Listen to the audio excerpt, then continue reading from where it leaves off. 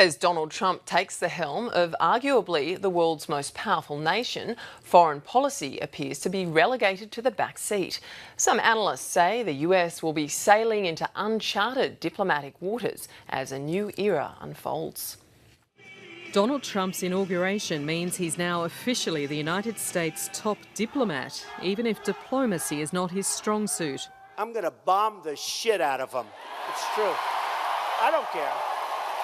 They're bringing drugs, they're bringing crime, they're rapists, and some, I assume, are good people. We can't continue to allow China to rape our country. For some, Mr. Trump's attitude to foreign policy is alarming. The biggest challenge, I think, is to what extent can he control his recklessness and his impulsiveness. This is a man who is entirely sensitive to criticism. Within hours of his election, Mr. Trump upset China by taking a phone call from the Taiwanese president defying the long-standing one China policy.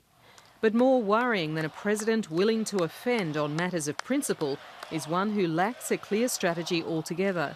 He doesn't have a core set of beliefs. There's no discernible pattern or core ideology, if you like, in Trump's worldview. Trump is an erratic character and he is strikingly ignorant of the world, and that's a deadly combination. Only this week, the incoming president told European newspapers that NATO was obsolete and berated German Chancellor Angela Merkel for accepting too many refugees. I think it was a big mistake for Germany, and Germany of all countries, because Germany was one of the toughest in the world for having anybody go in. But Donald Trump's support for Russia's Vladimir Putin could have positive implications for the war in Syria, where the two nations are currently adversaries. We may also see some cooperation in Syria. So there is potential there, despite all the blustery rhetoric about his affection for Putin's authoritarian style, which is of some concern. There may be some areas of cooperative endeavour. There are many interests that overlap with Russia. I mean, both Russia and America have an interest in defeating Islamic State jihadists. They have an interest in keeping in check Iran's nuclear ambitions. They have an interest in ending the Syrian civil war. Much will depend on Donald Trump's cabinet and other political advisers, some of whom have different views to their new boss.